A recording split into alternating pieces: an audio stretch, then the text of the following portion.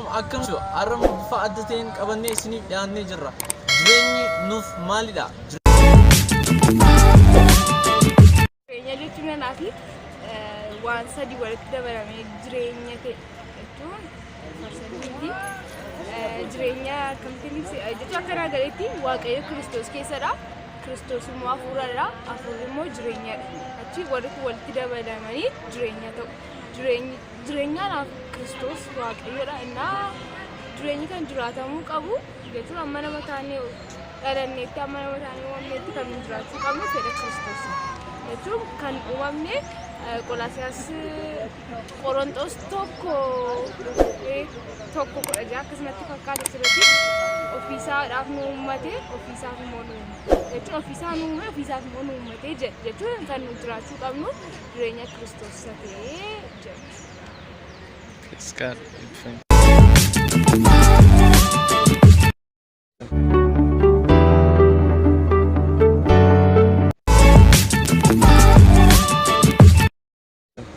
Galatoomaa jecha maqaan koo Isaayyaas jedhama. Guyyaa irraa kan irratti dubbachuu barbaade waa'ee jireenyaati. Jireenya namoonni waan baay'ee haasa'uu danda'u. Namoonni jireenyaa fi hiika garaagaraa kennuu danda'u. Anaaf garuu jireenyi sagalee Waaqayyoo akkuma dubbatu Wangeelli Yohaannis boqonnaa 14 lakkoofsi 6 akkas jedha. Kanatu karaadha, anatu jireenya, anatu dhugaadha gooftanii Yesuus. Kanaaf iyyuu anaaf akka naagaletti Kiristoos jireenyadha. Shama akkam jirtu dhaggeeffattootaa fi daawwattoota keenya hundumti keessan nagaa Waaqayyoo bakka isin jirtan hundumaatti isiniif haa ta'u jechuun barbaada. Har'a kan inni fuula keessan duratti dhufee fi waa tokko sheerii isinii gochuudhaaf wantan sammuu keessaa waa'ee jireenyaa irratti sheerii isinii gochuuf irratti argachuu dandeessu. Isas immoo achumaan subscribe, share, like akka gootaniif isiniin jedheetanii asumaan isinii beeksisuun barbaada.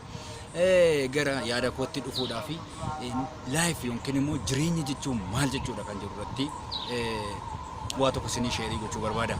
Innis live jechuun namoonni hiika garaagaraatti laatu. Jireenyatti hiika garaagaraatti laatu. Fakkeenyaaf ani hiika garaagaraatti laadha, inni hiika tokkotti laata, isheen hiika tokkotti laatti, namni hundumtuu akka yaada mataa isaatti hiika adda addaatti laata. An kana karaa kootiin hiika akkamii akka qabu isiniif ibsuuf dhufe. Jireenya jechuun anaa fi Kiristoos Yesuus. Kiristoos Yesuus jireenya kooti.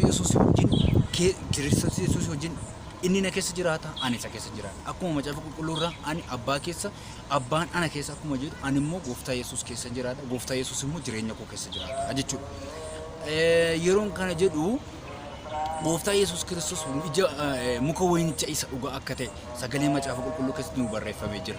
Nuti immoo maal akka ta'an damoota isaa akka ta'an nu barreeffamee jira. Dameen immoo jirmatti adda ba'ee jiraachuu kan dandeenye yookiin immoo dameen sun kan beekamuu danda'u, ija godhachuu kan danda'u, jiraachuu kan danda'u, wanta sarara barbaachisu argachuu kan danda'u yoo jirmatti jiraate qofaadha jechuudha. Jirmarraa maaltu argama? Jirmarraati nyaata argata, jirmarraati wanta keessa albuuda garaagaraa argachuu danda'a.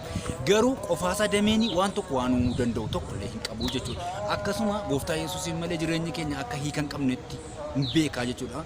Kanaaf hundi keessan akkatti akka hubattan jechuun barbaada. Inni yaa bishaan jireenya keenya akka ta'e, inni ija wayinii mukichaa isa dhugaa akka ta'e, gooftaa Yesuusiin malee jireenya akka jiraachuu hin dandeenye asumaan sin hubachiisuun barbaada.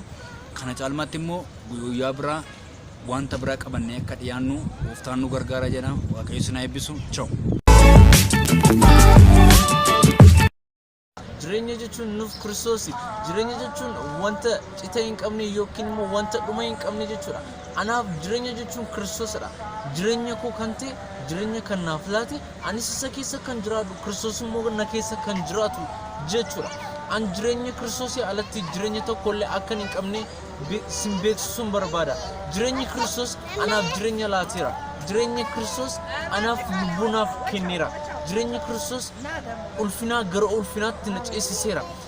Namni jireenya Kiristoosii alatti jireenya tokkollee akka hin qabne isin beeksisuun barbaada.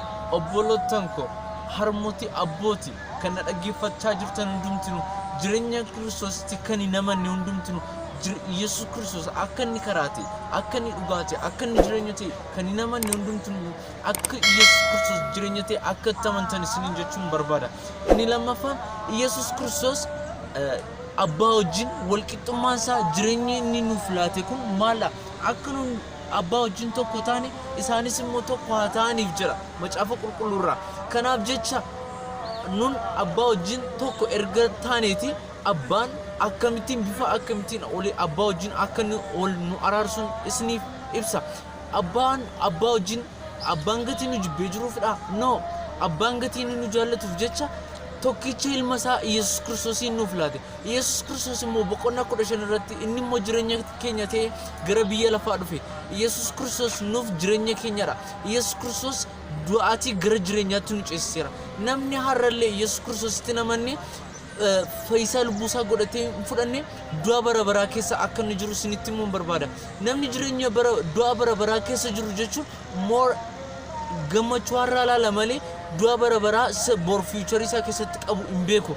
namni future isaa keessatti du'a bara baraa jiru beeku garuu more dhumni isaa duumaadha kaayyoo kan biraan qabu jechuudha kanaaf obboloottan koo namni du'a sodaatu namni du'a qammasuun barbaanne namni du'a wajjin tokko ta'ee jiraachuun barbaanne Yesuus Kiristoos tamanuudhaan jireenya isaa ta'e Yesuus Kiristoosiin fayyisaa lubbuusaa godhee fudhachuudhaan jireenya bara baraa gammachuu bara baraa akka qabaatan isiniin jedha Yesuus Kiristoos gammachuudha ara galfiidha boqonnaadha waan hundumaa keenyadha namni Yesuus Kiristoos tamanu waan hundumaa of keessaa qaba wanti tokkollee wanti isatti irratu tokkollee hin jiru kanaaf wanta hundumaa isa qabu Yesuus Kiristoosiin fayyisaa lubbuu keessanii godhatanii fudhatanii wanta hundumaa akka isin qabaatan isiniin jedha eebbifamaa